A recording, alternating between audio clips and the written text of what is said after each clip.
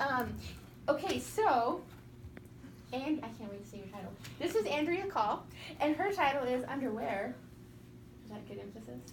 Underwear. How practical changes in women's undergarments change gender roles. And I would just like to give a thank you to her mentor, Professor Lauren Matthews. She worked with her all semester on this. And like all of the presentations before, Andrea's done really good work at looking at a, interestingly enough, quite complicated topic. So, without further ado, Andrea. Hi, everybody. So I'm going to start you off with a recent movie quote, okay? 2008, The Duchess, starring Keira Knightley.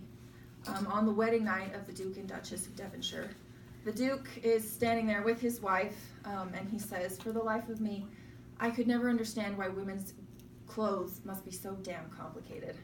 And of course, she's wearing really weird contraptions. She's wearing these saddlebag things, and so she says to him, "Well, I suppose it's just our way of expressing ourselves."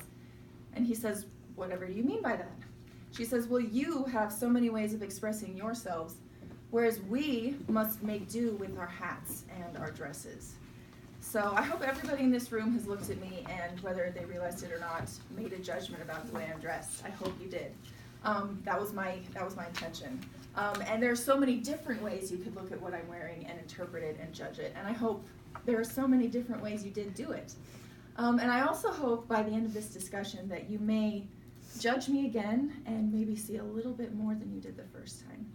So in order to talk about how women's underwear could be so revolutionary, which sounds crazy when you just say it like that, we're going to talk about the ways that women's underwear helped women see the benefits of making health improvements, of filling roles outside the home, and of expressing themselves as individuals. Now, to put this all in proper context, we have to start with the history of underwear, way back as far as we can go before there really was underwear. So we're going to start in the year 3000 BC. In Egypt, they started to wear two layers, an opaque layer and then a transparent layer over the top. And this is underwear only because it's being worn underneath something else. Around the same time in Sumeria, people were wearing mostly loincloths. Some of them were wearing a kind of improved loincloth, which we would call panties or briefs. And this is basically what everyone all around the world was wearing. There was no difference between the kinds of things a man was wearing and a woman was wearing. They were wearing the tea dress in Egypt, just sleeves and a body. They were wearing just the simplest layers you could conceive of.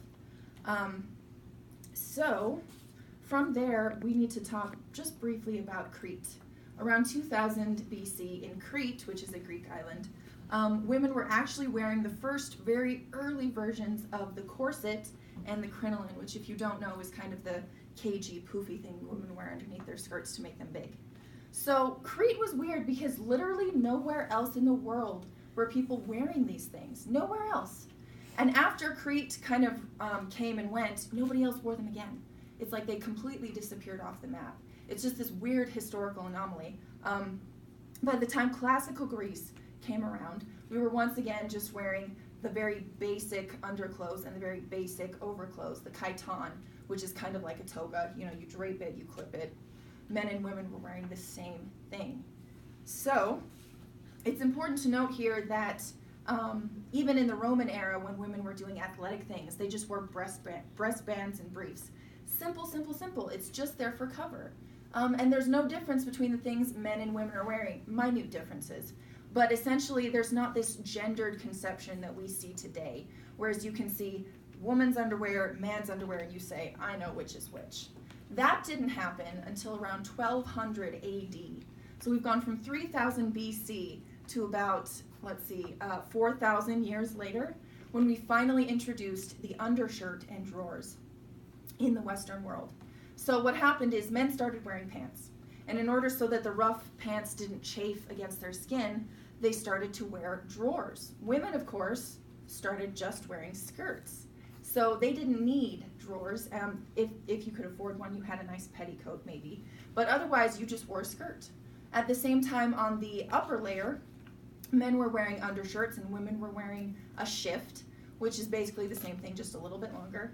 But what women started to do that was different is they started to add lacing either on the sides or the back so that they could draw the bodice in close and it would be form-fitted to their silhouette.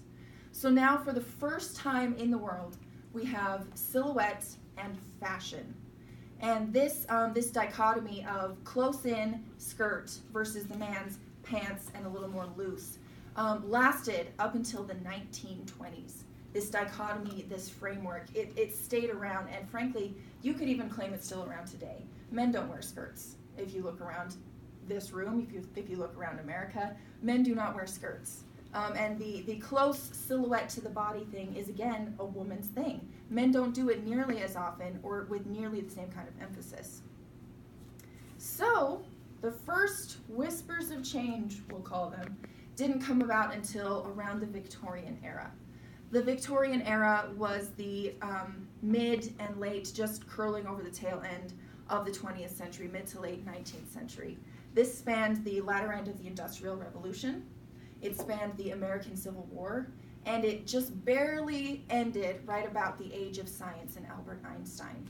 So just to give you some kind of context for the social things that were going on around this time.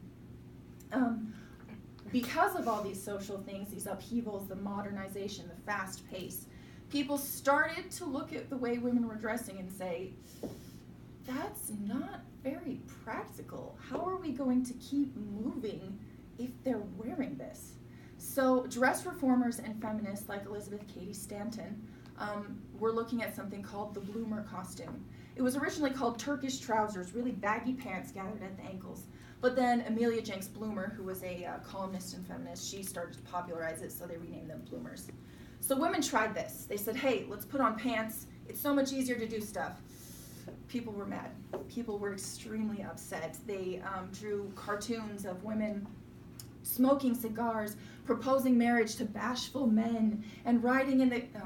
all sorts of things. They were encroaching upon the male space. How could they do this? And so the feminists who really wanted reform, they said, okay, this is drawing too much attention, we've got to ditch it. So they went back to skirts.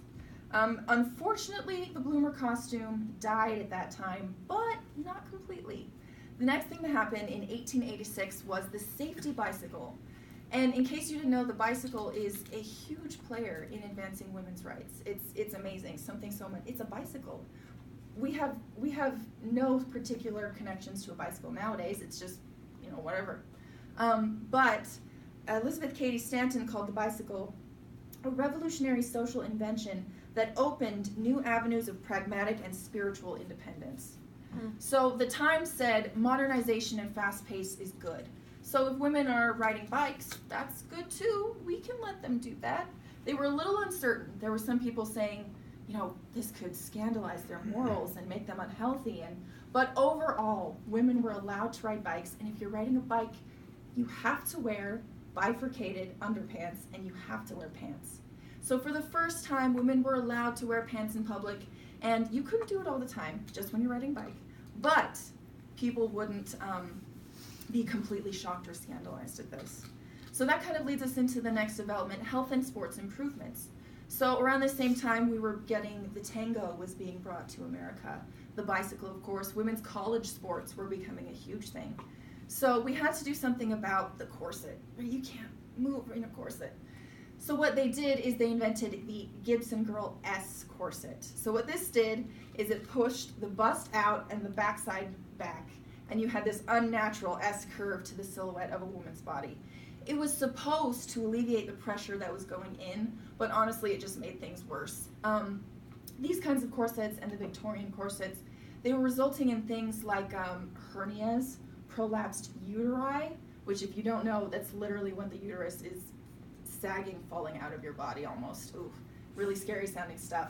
So this, coupled with the new love of things modern and fast, people went, our women need to be healthy so that they can have babies. Our women need to be healthy so they can keep up with the modern world. We got to do something. So they started to invent things like the sports corset. They were a lot lighter, more flexible, shorter. Women could move and breathe. They could go out and dance. They could ride their bikes. They could do all these things. And as they started to do them, they thought, this feels surprisingly good. I had no idea I could actually go out and participate in things like this and actually feel good at the same level, nearly, as a man. So in that, it just changed the way people were thinking about it. So around 1913, Mary Phillips Jacob, an American woman, she had a new evening gown and it was kind of sheer. And it's not the kind of thing that a corset would have worked under. The bulkiness, the sheerness, it just would not have worked.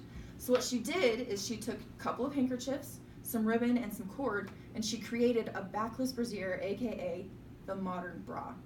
Now a lot of people look at the modern bra nowadays and they say how restrictive. But during this time, it was so liberating. The backless brassiere. Her friends said, "Can you make me one? Please make me another one." She had so many friends asking for it that in 1914 she patented the modern bra, and here we are today. So with this, we had a growing commercial incentive for the society to accept different kinds of brassieres and underwear. They said, hey, if we can say you need a sports corset for this and a backless brassiere for this and a regular corset for this, we can have women buying 3 times as many types of undergarments. How great for us, we're gonna make money. So we see that there's an economic factor in allowing women to have more freedom of choice. The next thing to happen that we should probably talk about is workplace. Women were increasingly entering the workplace. And this actually kind of started during the Industrial Revolution, so we're backing up just a little bit. During the Victorian era, surprisingly enough, the crinoline played a part in this industrial workplace woman. So the crinoline, as I said before, it's a giant cage. It's literally a cage made out of steel you wear underneath your skirts. But because of industrial steel, mass production, and all sorts of techniques and economy reasons, more women could afford them, and they were very light and flexible, which meant you did not have to wear 12 pounds of material to have a big skirt. And if you weren't wearing 12 pounds of heavy, hot material, you could walk around. They were light, they were easy, they were flexible.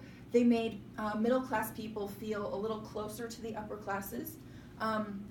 We even have records of young enslaved women taking grapevines and creating crinoline cages out of grapevines to wear underneath their Sunday dresses.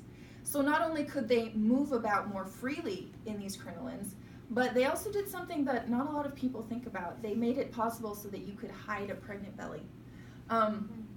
While during the Victorian era, being a mother and being maternal was really key and important to a woman's role, you couldn't talk about it. It's not appropriate to see a pregnant woman, oh my gosh, somebody was, So what they had to do is lock themselves up in the house and never go outside, because then people would see that they were pregnant. The crinoline made it so that you could walk around almost throughout your entire pregnancy and nobody would even notice, because you're wearing this thing and no one can even tell. And then all of a sudden, oh, there's a baby. Wow, wonder how that happened.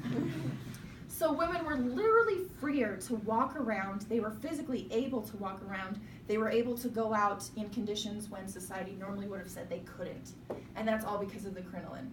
Now, when the crinoline went to the factories, however, there were problems. They were knocking pottery off of shelves. They were bumping into merchandise and breaking it. Their crinolines were getting caught in machines and causing accidents. So as women started entering the workforce more and more, the crinoline kind of couldn't stick around. And so it eventually preceded the corset and just died.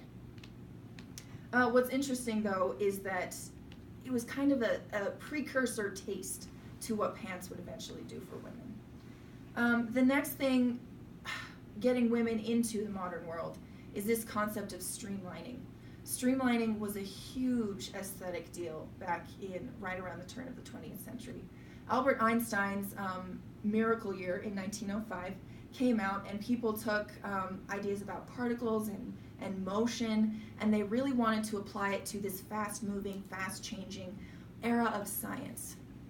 And so that got reflected in everything from automobiles to trains to pencil sharpeners to corsets and brassieres. So the corset and brassiere changed to be more streamlined, more modern. And in doing so, it kind of became more machine-like. And in that process, the maternal aspect of the female breast kind of became distasteful.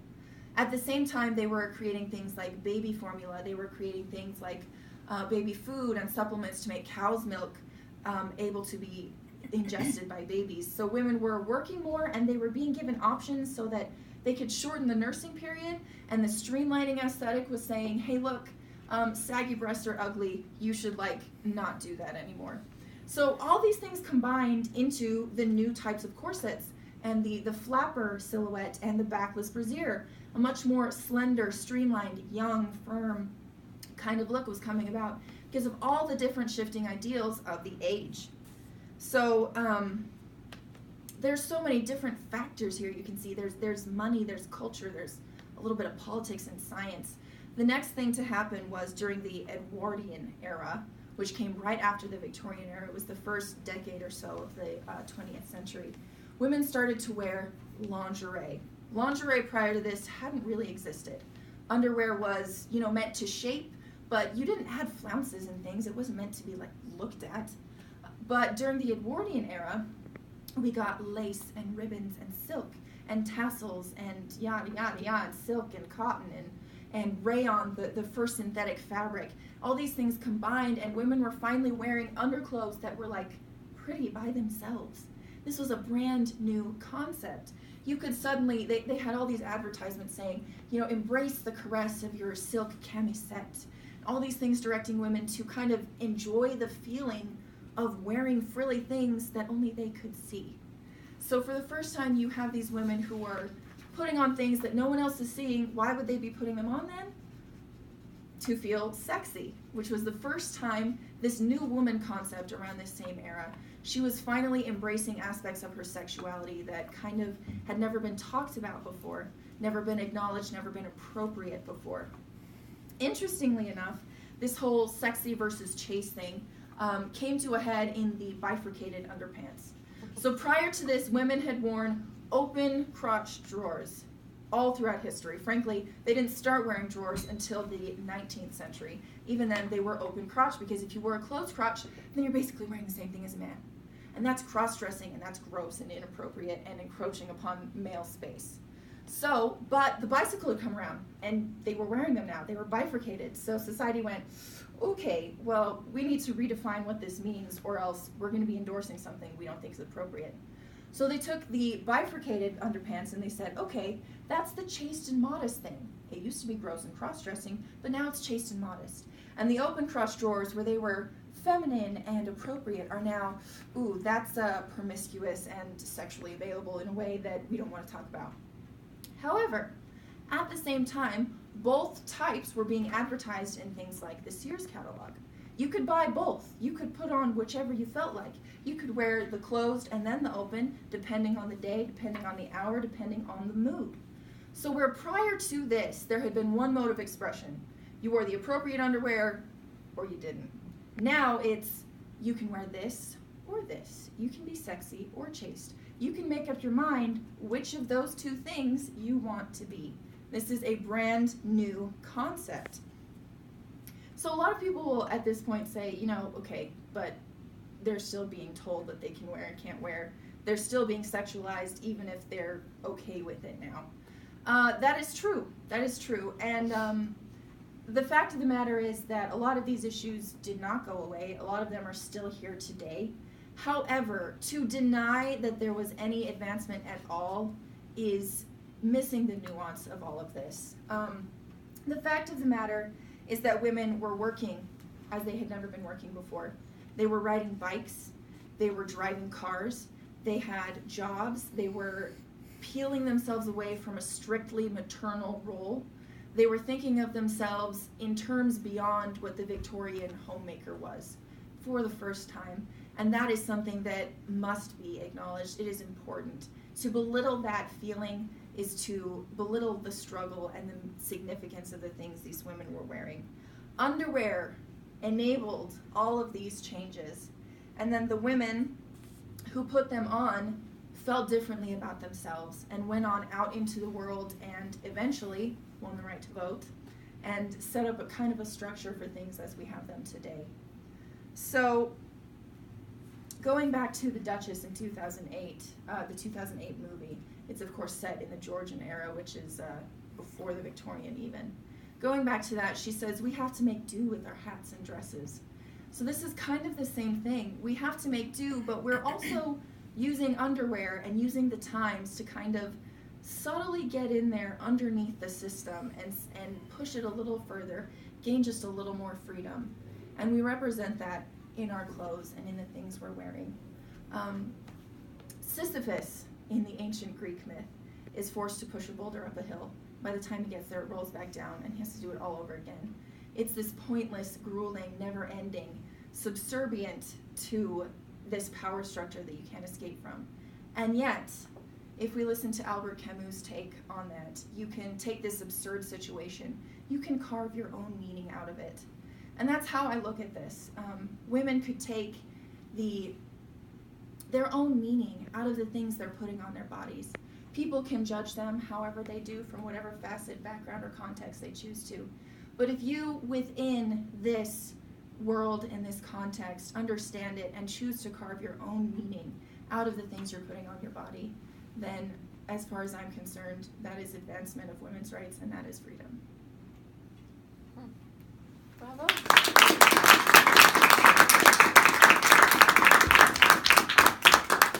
Okay, I'll open it up. Anybody?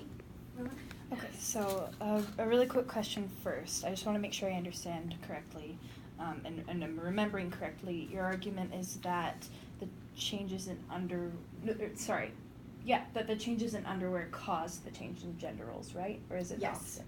Okay, so my question is, would you consider that statement to be true in every single shift that we've seen in gender roles and how those express themselves, or only in certain situations? And the reason that I ask is because in talking about, for example, the women working in factories and the danger that their underwear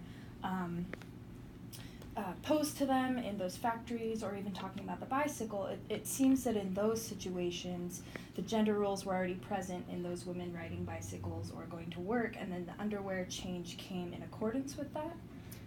That is so, and that's the thing about this argument. It's really all about nuance. My perspective on it, and of course you could definitely argue with it because there are so many layers. My perspective on it is that when they let women ride bikes, they were not thinking, let's expand women's gender roles. Let's let women do something men were doing. They were thinking, this is the modern age, and this is a modern pastime for the modern age. And we have to enable that by changing underwear. And it was after the women put on the underwear and had the experience that it gave them that they themselves started to think about themselves differently. And in thinking about themselves differently, it sort of permeated into society, and that gradually and subtly shifted the gender role. So your argument lies more in the ideology than in the physical changes themselves. Correct? A little bit. I mean, the fact is that pants enabled women to literally physically ride bikes. Right. So, I mean, there is that. The crinoline literally physically enabled women to walk around more easily. So there are literal physical ways that it said, look, this actually let them do something they'd never done before. But it was as they were doing those things that they changed how they interacted with the world. Anybody else? I have a really simple question. It's not deep like that one. How do you dance or sit in those big hoops? That's such a good question. I've watched several YouTube videos. That's a lot of the information I got. I've seen people, professional costumers, and she says, how do you do all these things in a crinoline? So basically, it was collapsible, and you could squish it in. It was flexible. If you've ever seen the Princess and the Frog, Charlotte has this giant, big, pink, poofy dress. And she dances with the prince, and it kind of like balloons around him because he's so close. So that's a little bit of an exaggeration, but that's exactly what it was. Men at the time of the crinoline, though, they hated it, and they liked to make fun of it. And they made a lot of cartoons where it was so big that if you wanted to hand a lady anything, you had to have like this long pole. And so it was a little, they had to make car seats, not automobiles, carriage seats bigger. Opera boxes had to be bigger. So again, it was kind of this feeling like they're trying to puff themselves up and make themselves more important and bigger than we the men, and how abhorrent. So it was a little difficult, but because it was so flexible and lightweight, it was definitely possible. Do you think that this cycle of change ended in the 1950s gender roles, or do you think it continued up until present day? That is a good question. One of the people who wrote actually a lot of articles on this field, she said that achievements in one generate in one age do not mean that there are not drawbacks in successive decades. So I do think there was kind of an advancement and then a slow, and then it's kind of an ebb and flow thing. I also think that after the turn of the 20th century, you know, switching to bifurcated and to the bra, after that change, I think underwear changed much less over the time, and so its influence was also much less, but definitely still felt and definitely still there.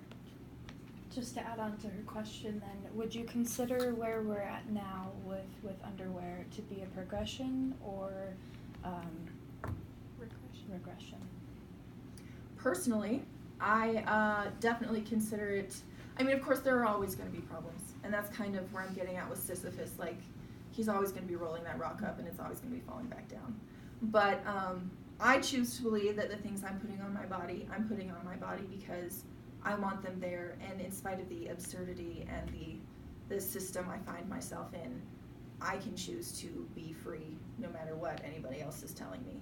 So I think the amount of options we have and the fact that we are athletic, we are working, we are doing all these things, I do think that we are in a good place.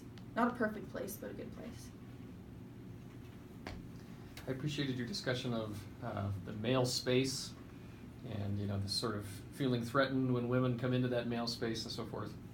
I was interested if you had any thoughts on these styles of underwear creating a female space that men are not allowed to go in. For instance, and forgive me, I'm 10 years old, you know, I'm with my mom in the supermarket, walk by the bra aisles, okay, close your eyes, don't look, Right. you know, that sort of thing. Right. Or even as a married man, got to go buy something practical, and I'm walking through there and I'm sweating. Like, I do not belong here, everybody's going to think I'm creepy, you know, that sort of thing. This section of the store, or a Victoria's Secret commercial comes on, I got to avert my eyes, you know, that sort of thing. So there's a female space that's protected. This is our underwear. This is only meant for us. You, man, are not allowed. And I'm not saying that's a good or a bad thing. I'm just wondering on your perspective. I have two kind of perspectives on that. The first is I would suggest that not all of those things that are marketed as for women are actually for women. Good point. I think a lot of them are marketed for women to appeal to men. They say, I want to wear this so that my boyfriend, my husband, my whatever will think I'm sexy. So I think there's that aspect. And then I think this concept of putting on frilly lingerie that nobody's going to see, this Edwardian era concept, was a real thing. You put some, has anybody in here ever put on some nice clothes and then just stayed at home? I have done that, right? I mean, there's something to be said for feeling powerful and putting on something that you enjoy wearing. So I definitely do think that this Edwardian era lingerie did kind of create that, where it hadn't existed before. Women were expressing sexual feelings as they had never literally in the entire history of the Western world done before. So yeah, I think there is a female space. I think that it's very valuable. I also think it's sometimes hard to distinguish where the female space ends and the patriarchal space begins, but yeah.